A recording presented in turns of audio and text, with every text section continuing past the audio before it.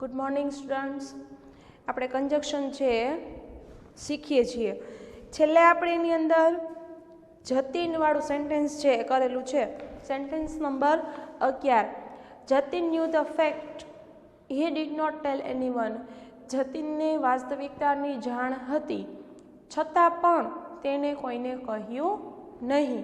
આ સેન્ટેન્સ છે આપણે સોલ્વ કર્યું છે. એના પછી the merchant was guilty, the king put him in prison. Merchant એટલે વેપારી, વોઝ એટલે હતો અને ગિલ્ટી એટલે દુઃખી. The king put him in the prison. હવે આ વાક્યની અંદર પહેલું વાક્ય છે એ પરિણામ છે, બરાબર, અને બીજું વાક્ય છે એ કારણ છે. તો બીકોઝ પછી હંમેશા કારણ આવે, એટલે વાક્ય કઈ રીતે બનશે? The merchant was guilty because the king put him in prison. વેપારી ગુસ્સે હતો કારણ કે રાજાએ તેને જેલમાં મોકલી દીધો હતો. 13. Ram was tired, he wanted to sleep. હવે પહેલું વાક્ય છે એ કારણ છે, બીજું વાક્ય છે એ પરિણામ. રામ છે એ થાકી ગયો હતો, તેથી તે સૂવા ઈચ્છતો હતો. આ રીતે વાક્ય બનશે. એટલે sentence number, exercise number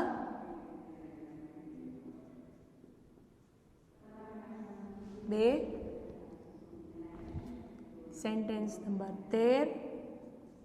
Ram was tired, so અથવા સો ધેટ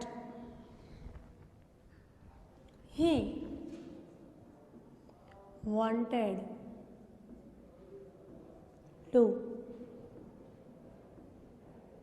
સ્લીપ. હવે સપોઝ આ જ વાક્યને મારે અલગથી બનાવવું છે, તો અહીંયા હી સર્વનામ કોના માટે વપરાયેલું છે? તો કે રામ માટે. તો હું કઈ રીતે વાક્ય બનાવીશ? Ram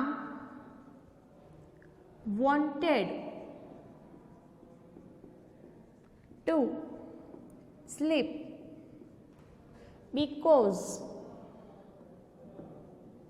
he was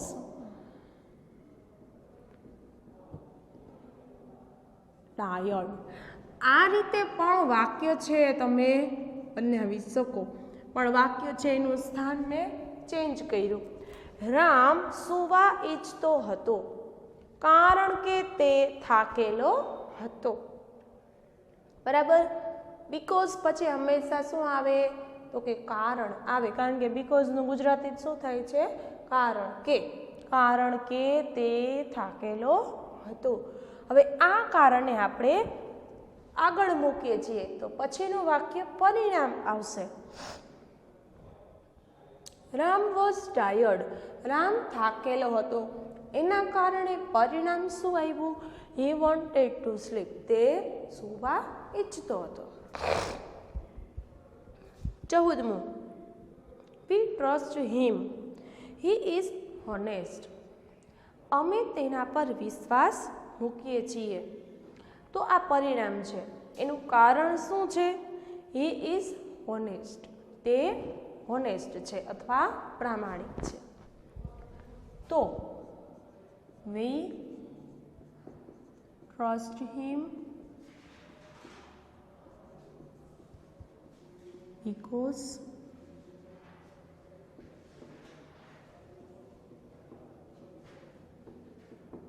he is honest. Manish will study, Manish will play tennis. હવે આની અંદર તમને બે ક્રિયા આપેલી છે, બેમાંથી કોઈ પણ એક વિકલ્પ આપણે પસંદ કરવાનો છે. તો આઈધર ઓર આવશે. Manish will either study or play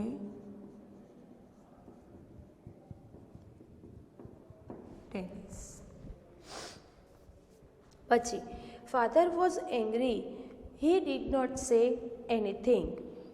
પપ્પા ગુસ્સે હતા, તેઓ કશું બોલ્યા નહીં. તો પપ્પા ગુસ્સે હતા, તેથી તેઓ કશું બોલ્યા નહીં. આ રીતે આવશે. Father was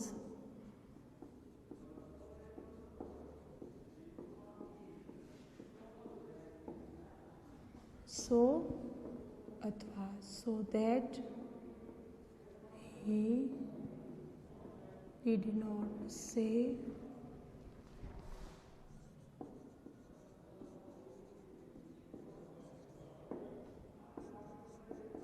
anything. Do not worry about what others feel about you.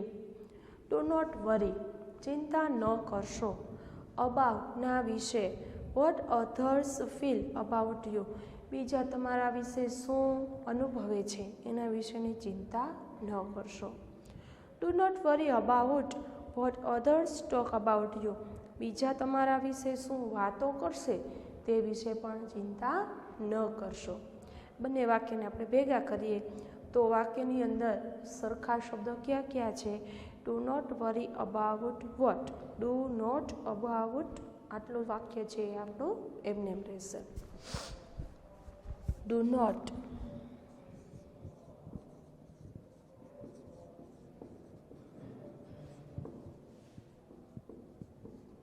Worry about what others feel about you. feel or આપણે બેને ભેગા કરી દઈએ. feel or talk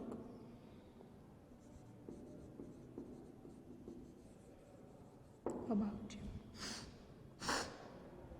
લોકો તમારા વિશે શું વાતો કરે છે અને શું અનુભવે છે તેના વિશેની ચિંતા ન કરશો. વાક્ય છે એને આપણે ઓરથી જોડ કર્યું છે. It is raining, schools are closed. It is રેઇનિંગ.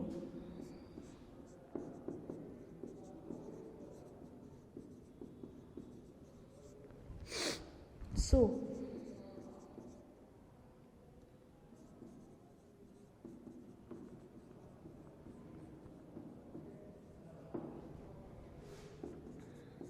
schools are closed. I will have tea. I will have coffee.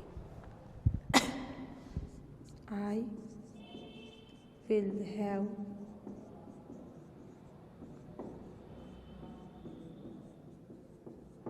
tea or coffee. Be quiet. You will be punished. શાંત થાઓ નહીતર. Be quiet, otherwise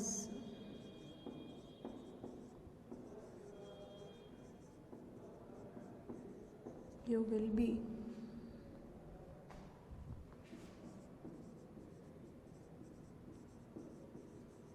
punished. Ramu is a postman. Jatin is a postman. Ramu and Jatin are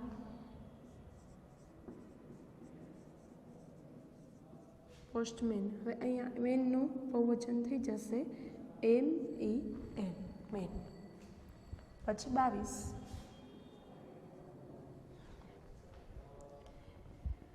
Raj will not bet. Raj will not bowl. રાજની પાસે બેટ નથી, રાજની પાસે bowl નથી. રાજ will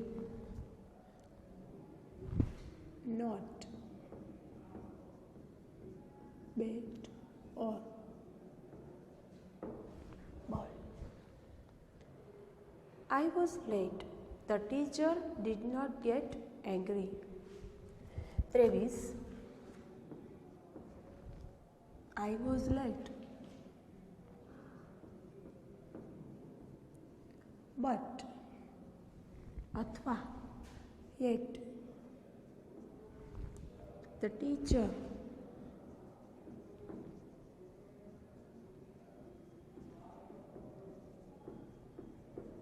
did not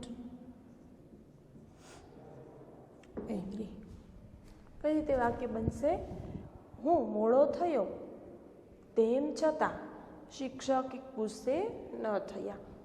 હું મોડો થયો પરંતુ શિક્ષક ગુસ્સે ન થયા. તો બટ અને યેટ બંનેથી વાક્ય બની શકે છે. કંજક્શન વડે વાક્ય બનાવતી વખતે તમારે ધ્યાન એ રાખવાનું કે વાક્ય છે એનો અર્થ બદલવો જોઈએ નહીં. તમે ઓર વાપરો છો, અધરવાઇઝ વાપરો છો, તો ઓર એટલે પણ ક્યારેક નહીં તો એવો અર્થ નીકળશે, અધરવાઇઝ એટલે નહીંતર એવું થશે. પછી ધેરફોર, સો ધેટ અને સો, આ ત્રણનો તેથી, તેથી જ તો અને તેથી જ તો આવો અર્થ નીકળે છે. પણ વાક્યની અંદર જે કંજક્શન બંધ બેસતું હોય એ જ કંજક્શન આપણે લખવાનું થાય. Right? Gaurav is suffering from cold. Gaurav is suffering from fever. તો ગૌરવ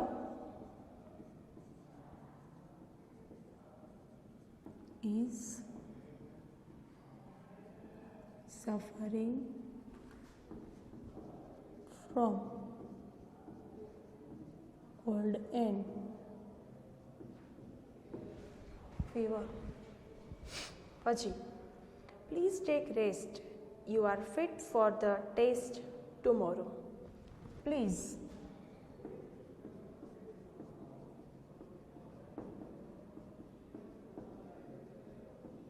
take rest so that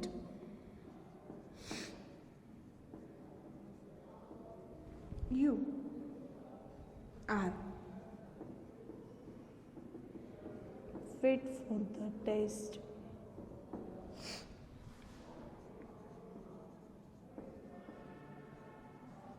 tomorrow. એના પછી Sumit is not well. He has come to school.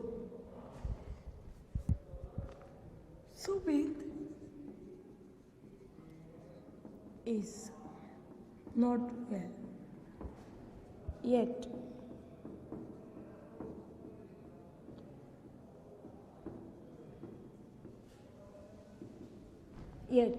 તેમ છતાં he has come આવેલો to school છે, તે શાળાએ આવેલો છે. It is raining. You should take an umbrella. It is raining. So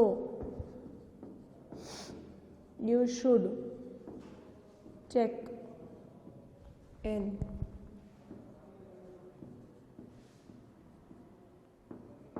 umbrella. પછી run fast. You will miss the bus. Run fast. Mohan વાળું વાક્ય છે કે રહી ગયું છે. Mohan will come early. He can get ready in time. Mohan will come early. So અથવા સો નહીં આવે. Mohan will come early. Mohan વહેલો આવશે. કારણ કે he can get ready in time. કારણ કે તે વહેલો તૈયાર થઈ શકે છે. Because he can get ready in time. કારણ કે તે સમયસર તૈયાર થઈ શકે છે. પછી 29મું, આ વાક્ય 27મું છે, આ વાક્ય 28મું છે. હવે આપણે 29મું જોઈએ. Run fast. You will miss the bus. Run fast, otherwise અથવા or you will miss the bus. એના પછી 30મું વાક્ય, come soon, you will not be allowed to enter the hall. આમાં પણ અધરવાઇઝ આવશે come soon. soon એટલે જલ્દીથી, otherwise you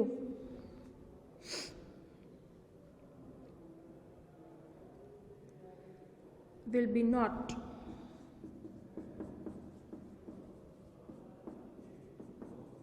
allowed to enter the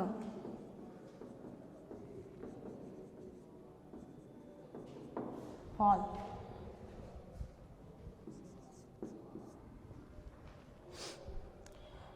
I will work hard. I do not get good marks. I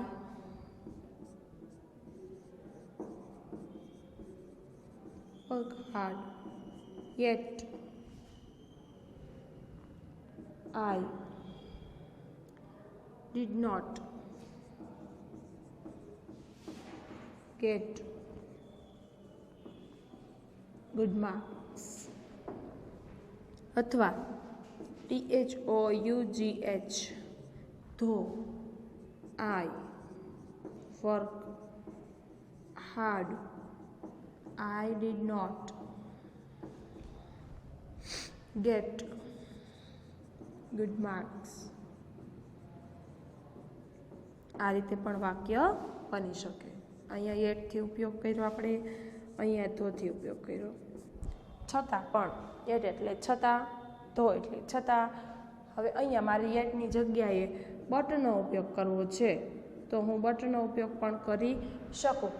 આપણને અહીંયા એક્સરસાઇઝની અંદર કૌંસ નથી આપ્યા. સપોઝ તમને જો કૌંસ આપ્યા હોય ને કે 3 શબ્દ છે, 3 કન્જક્શન છે, એમાંથી કોઈ પણ એક વડે વાક્ય બનાવો, તો તમારે આ 3માંથી એક જ પસંદ કરવાનો રહે. તો પછી તમારે એક કન્જક્શનનો ઉપયોગ એકમાં જ કરી શકો, તો તમે બીજાનો ઉપયોગ કરી શકો નહીં. પણ આપણને અહીંયા કૌંસ નથી આપેલા, એટલે આપણે જે કન્જક્શનથી આપણે બનાવી શકીએ છીએ વાક્ય, એનાથી આપણે બનાવેલું છે. આગળ, he was hurt, he continued to play. Though he was hurt, he continued to play. તેને ઈજા પહોંચી હતી, તેમ છતાં તેણે રમવાનું ચાલુ રાખ્યું. એના પછી 32મું વાક્ય આપણે જોયું હોય, 33, 34, 35, 36 અને 37.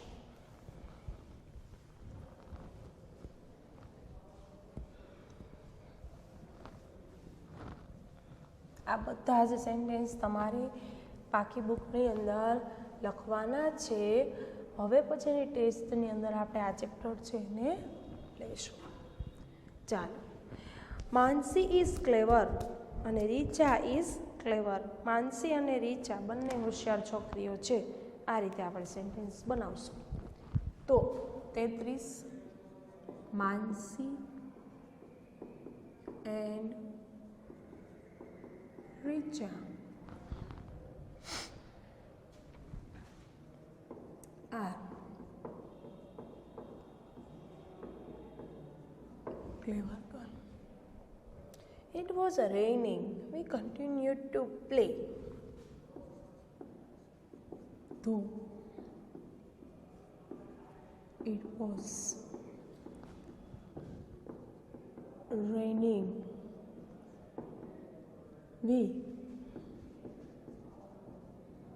continued to play. It was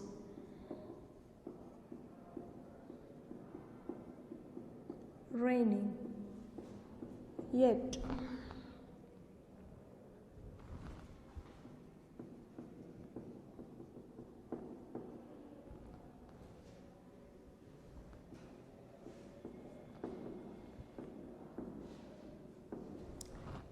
two play. આ રીતે પણ વાક્ય બની શકે. Tom can not speak Gujarati, Tom can not understand Gujarati. તો જુઓ, બંનેની અંદર વાત ગુજરાતીની જ છે.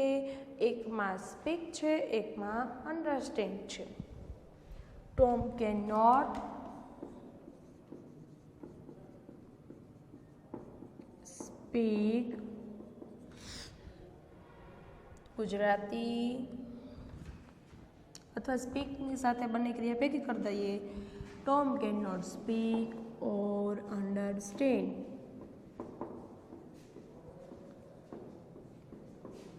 ગુજરાતી. એના પછી 36, Hemal is strong, Hemal is active. Hemal strong મજબૂત પણ છે અને એક્ટિવ એટલે કાર્યશીલ પણ છે. તો Hemal is strong and active. એના પછી I write carefully, I make mistakes. તો I write carefully, I make mistakes.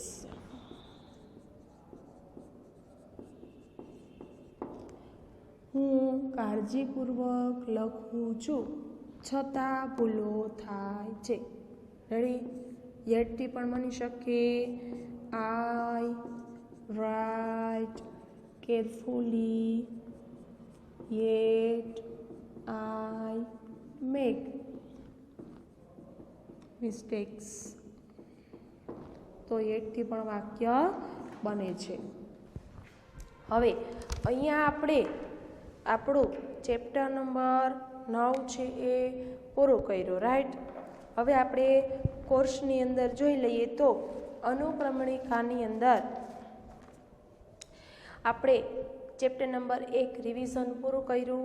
એના પછી simple tense, continuous tense, WH questions, question with how, modals, adjective, adverb, પછી ડિગ્રી ઓફ કમ્પેરિઝન, પછી આજે જે conjunction ચલાવ્યું એ, એટલે 10 ચેપ્ટર છે એ આપણા પૂરા થયા. તમારે હવે ધોરણ 10નું અને 12નું તો શૈક્ષણિક કાર્ય શરૂ થઈ જ ચૂક્યું છે, પણ નજીકના સમયની અંદર કદાચ આ મહિનો પૂરો થાય ને પછી એવી શક્યતાઓ છે કે ધોરણ 9 અને 11 પણ ખુલી શકે. અને તમારી પહેલી પરીક્ષા તો લેવાશે જ અને વાર્ષિક તો લેવાવાની જ છે. તો હવે તમારે એક કામ કરવાનું છે, 9 ચેપ્ટર સુધી તમારી ગ્રામરની બુક છે તમારે કમ્પ્લીટ કરી લેવાની છે. પ્રશ્ન એવા થશે કે શેમાંથી લખવું, શું લખવું, તો એના માટેની એક સૂચના કે મેં સપોઝ મારો સિમ્પલ પ્રેઝન્ટ ટેન્સનો વિડીયો છે તો એની અંદર બોર્ડ ઉપર જે માહિતી લખેલી છે એટલી માહિતી તમારી પાસે લખેલી હોવી જોઈએ. બરાબર? બાકી એક્સરસાઇઝની વાત કરીએ તો એ વસ્તુ આપણી કમ્પોઝિશનમાં આપણને આપેલી છે, એ કોઈ આપણે અલગથી ઉતારવાની જરૂર નથી. પણ એમાંથી અમુક નિયમો જે છે કે જે આપણને કમ્પોઝિશનમાં નથી આપેલા, તો એ મેં જે બોર્ડ ઉપર લખાવ્યા છે એ બધી વસ્તુ તમારી પાસે હોવી જોઈએ. હવે 9 ચેપ્ટર પૂરા થયા. બરાબર? ડિગ્રી ઓફ કમ્પેરિઝન પણ આઈ થિંક આપણે કમ્પ્લીટ કરી લીધું છે. તો આપણે એવું કરીએ કે હવે આવતા લેક્ચરની અંદર આપણે થોડુંક આખું ગ્રામર છે એને આપણે રિવાઇઝ કરશું. એકાદ બે ટોપિક હું સાથે લઈ લઈશ જેને કારણે આપણે જલ્દીથી રિવિઝન છે પૂરું કરી શકીએ. અને ટેક્સ્ટ બુકની વાત કરીએ તો કોર્સ આપણો 30% ઘટી ગયો છે, એટલે યુનિટ 1 થી 7 આપણે કરવાના છે. એમાંથી આપણે 1 થી 6 યુનિટ કમ્પ્લીટ કર્યા છે. રાઈટ? સ્વાધ્યાય પોથી પણ આપણે પુરાવી છે. પણ ગ્રામર એવી વસ્તુ છે કે જે શબ્દશઃ નિયમો આપણને એના યાદ રહે તો આપણને આગલા વર્ષની અંદર ખૂબ એનો ફાયદો મળશે. એટલે હવે પછી આપણે જ્યારે ભેગા થઈએ ત્યારે ચેપ્ટર 1 રિવિઝન છે એનું આપણે પુનરાવર્તન છે એ કરશું. ત્યાં સુધી ગુડ બાય.